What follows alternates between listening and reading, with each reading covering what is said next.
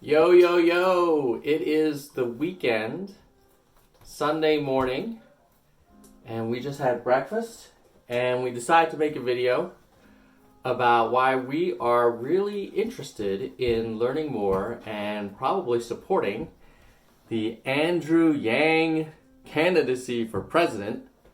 Most people have never heard of him. I certainly hadn't heard of him until just recently when he's been on some podcasts. But I really like him so far. And is that the like? Is that a sign for like? Maybe that's a sign for like. I don't know. We're doing some improv as we do this video. So let me just explain the three reasons that I'm really intrigued and supportive of the Yang candidacy. Number one is I challenge you to watch any interview with him where he's talking about any of his policies, but particularly his view on how to help the American worker in a world where more and more automation and artificial intelligence is going to be just mainstream, in the next 5 or 10 years.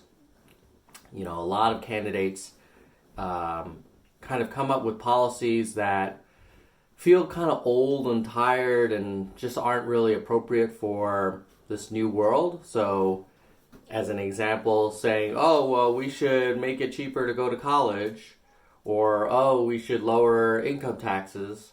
I don't know that that's really going to help the truck driver that gets replaced by an automated trucking system. The truck driver is not going to become a coder or a data scientist. And giving that truck driver lower marginal income tax rates is not really going to help him either. So I think Yang's thoughts about some universal basic income, and for me what's even more interesting is like encouraging more trade schools and learning skill jobs that are harder to automate versus pushing everybody to try and go to college as a sort of one be all solution. Makes a ton of sense. So that's number one. He's talking about like a real issue, frankly, that no other candidate has really been talking about.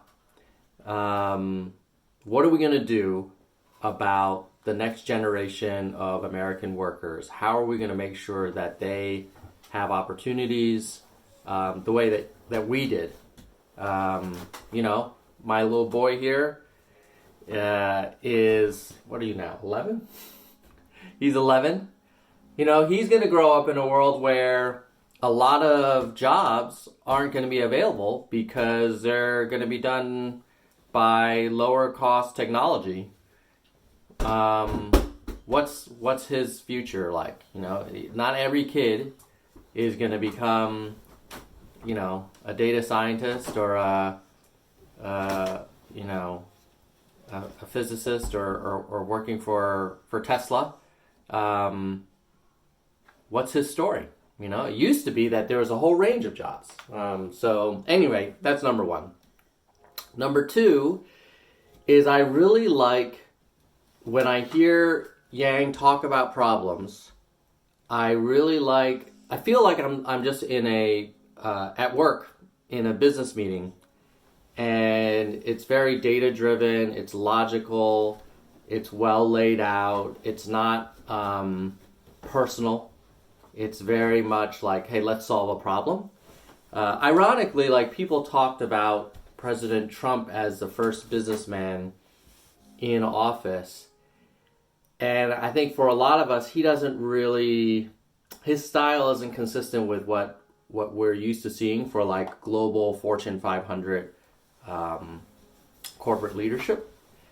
I think, he's a different kind of businessman, obviously. Like he has worked on huge real estate development projects, but maybe one way to think about it is you can judge a business leader not only by the output of the company, of course you should, but also like the healthiness and sort of rigor and culture of the organization that they built under them, the people, the leadership team, the people, the values, and I would say great business leaders really do a fantastic job of that, and Trump's a different kind of business leader.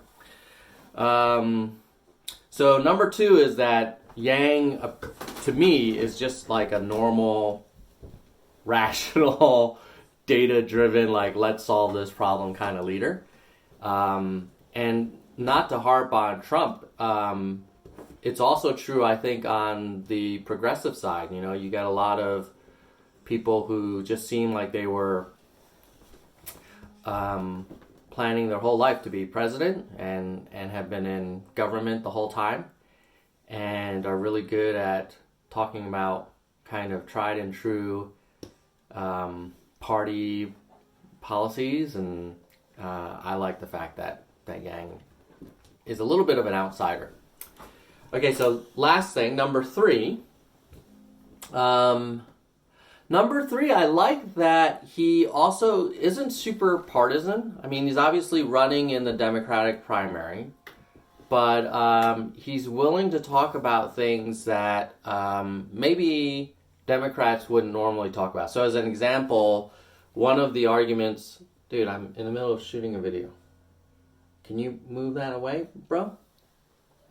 Serious stuff, man. Do you want a job? Then you just, don't interrupt this video. So, as an example, the universal basic income is about providing every citizen with some minimal level of cash support. I think a traditional Democratic view on that would be like, oh no, we should take that money and build new government programs. And so in a weird way, UBI kind of is a libertarian view, which is that, people are probably empowered to perhaps to make better decisions than government for them sometimes. And so I think it's kind of refreshing that he's willing to do that stuff. Also, he takes on nonpartisan stuff. I just saw a post from him about daylight savings time. He's like, hey, that results in a lot of deaths because, say, truck drivers, get drowsy when you have the daylight saving time because it kind of obviously messes with sleep patterns, but we all have to deal with that. Maybe we should just revisit that. So he's got policies. I think he's got over 70 policies on his website, and they're very specific. Another one is gun licensing, a whole series of proposals about that. There's also a bunch of stuff around supporting single parents. So he's a super interesting guy. If you're interested in learning more, you should go to yang2020.com. That's the official website. And if you're interested in joining a little Facebook group that I put together, it's called Nerds for Yang. And I basically just post a daily thing, either about one of his policies or an interview that he's been on. And also we're trying to foster some discussions around it. So that's it. So go check out yang2020.com, and if you're interested, join the Facebook group Nerds for Yang. Boys, what is your deal? We're trying to do this video for your future. He just messed up my... Oh.